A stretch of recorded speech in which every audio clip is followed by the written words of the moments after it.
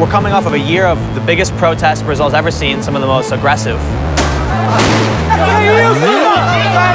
We've got corruption, financial waste. All of the soccer hooligans are coming to descend on Brazil as well. We've got a pissed off population. It seems like a very, very large powder keg. Yeah.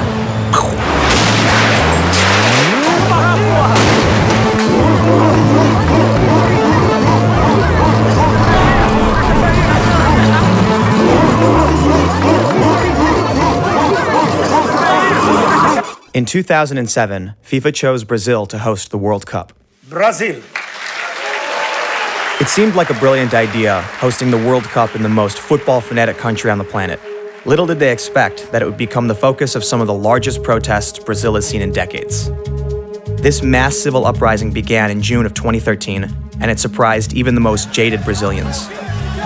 Hundreds of thousands of people paralyzed cities across the country over a 20-cent increase in bus fares. The police response was brutal in the beginning. Elite military police units trained to pacify Rio's slums were brought to quell demonstrators. But the police violence drove more people into the streets.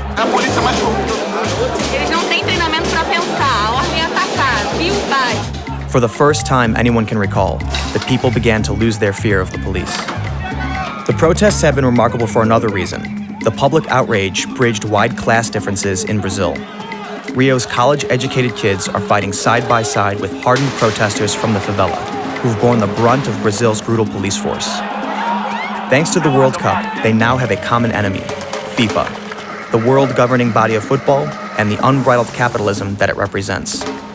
In exchange for hosting the World Cup, FIFA demanded upgrades to Brazil's infrastructure and internal security that has ballooned into the most expensive in football history, some $15 billion.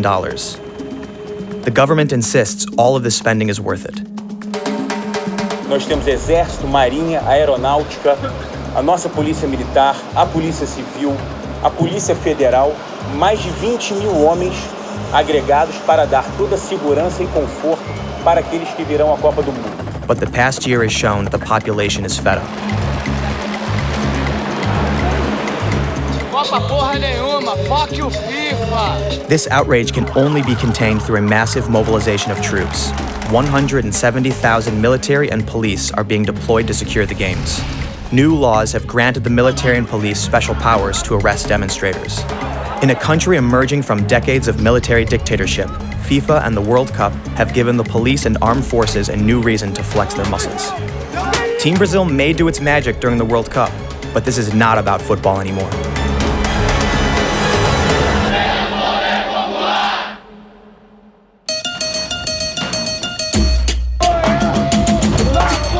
In Rio, we joined probably the most peaceful protest of the year, the annual marijuana march, where everyone is too stoned to cause trouble.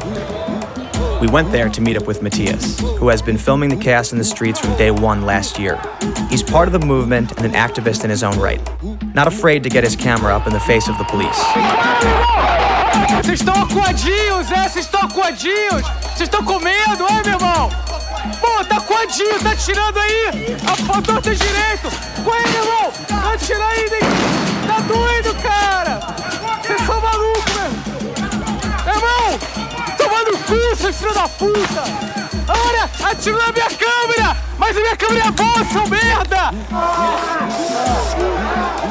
É o filho da polícia! Olha aí, meu irmão! Vai tomar no teu cu, seu filho da puta! Toma no teu cu! After hurling a beer can at a cop last year, he was arrested, but even that didn't stop him from filming. We headed to downtown Rio, where one of the largest riots took place, to get an insider's perspective on what the demonstrations are really about. Let's go. We're gonna run for it? Yeah, let's go. Hey. We made it. Rio de Janeiro way of crossing the street, you know? Well, we began with the bus fares. The mayors were re-elected, and as soon they assumed office, they raised bus fares, both in Rio and São Paulo, you know? And that got people really pissed off. It's like they've been tricked, you know? So... It sounds like politics, man. It's not about only 20 cents. It's about everything. It's about how quality of life It sucks in Rio and in São Paulo, in the big cities. And the big events such as the World Cup and the Olympics have part of it because people are seeing like how many money is spent for the World Cup. You know, it's already the most expensive World Cup of history. And it's all for people who don't live here. It's all for the tourists. Exactly. And it's sad because the Brazilians are such fanatics to football, and it's just like they're missing the best of the party. They're hosting the party, but they can't be there. Yeah, it's fucked up. Matias is taking us to where one of the largest protests in Rio's history took place last year. Most of the protests until then had been hidden from sight and confined to poor areas in the favelas. But this uprising took place right in the middle of downtown Rio. There was, the protests going all over the country. For some people like, oh my God, this is the fucking revolution's coming. It's the fucking day I waited all my life,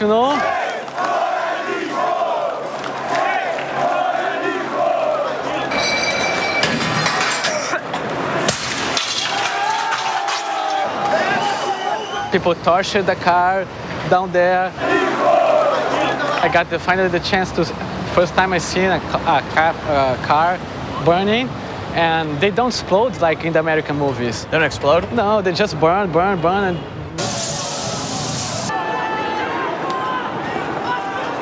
was our expectation, will it be exploding? No, it didn't. You didn't get your action movie sequence out of it. Yeah.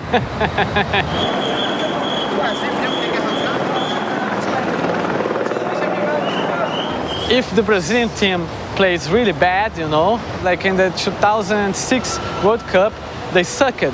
They played really bad, If that happens again, things can get out of control because then all the population will be pissed off with the Brazilian national team, and come on, now there's more like 1 week of these gringos having party here, that can be frightening. So what you're saying is, we're coming off of a year of the biggest protests Brazil's ever seen, some of the most aggressive. Yeah. We've got corruption, financial waste just spread all over. Then, all of the soccer hooligans are coming to descend on Brazil as well. Yeah. So you've got all the soccer hooligans, you've got a pissed off population. It seems like a very, very large powder keg. Yeah. Football and politics are so intertwined in Brazil that whether by accident or design, the presidential elections always happen the same year as the World Cup. The World Cup has been seen as a way for the government to boost its ratings, and there's an official view that Brazilians' love for football will override all other problems.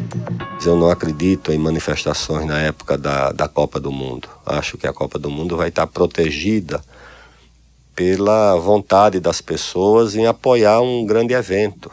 Eu acho que quando essas seleções começarem a desembarcar no Brasil e os turistas e as turistas de todo mundo começarem a desembarcar no Brasil, nós teremos um ambiente muito mais de festa do que de protesto. But events in Rio last year proved otherwise, and could be an indication of what to expect during the World Cup in this city.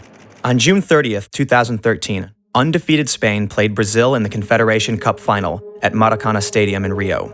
This would be kind of a dry run for the World Cup. 6,000 police were deployed around the stadium versus 1,200 protesters. At 7 p.m., the match started, and with just a minute and a half into the game, Brazil got its first chance for an attack. Fred, number 9, made an astonishing goal while lying down. Outside the stadium, protesters played football with tear gas canisters. The police engaged Molotov cocktail-throwing protesters with rubber bullets, tear gas, and stun grenades. Fred, one of the best attackers in football, said that he'd done a lot of good things laying down, but never a goal. Outside, the riot became more dramatic as the game continued, reaching a violent climax as Brazil's Neymar fired a second goal with his left foot high above the goalkeeper. Brazil pummeled Spain 3-0, defeating Spain's record 29-game winning streak. But this spectacular win wasn't enough to keep protesters off the streets.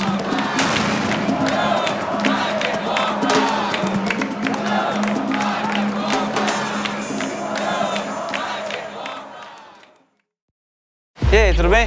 Tá sem nenhuma marca de tiro aí? Tá sério mesmo? Tá sem nenhuma?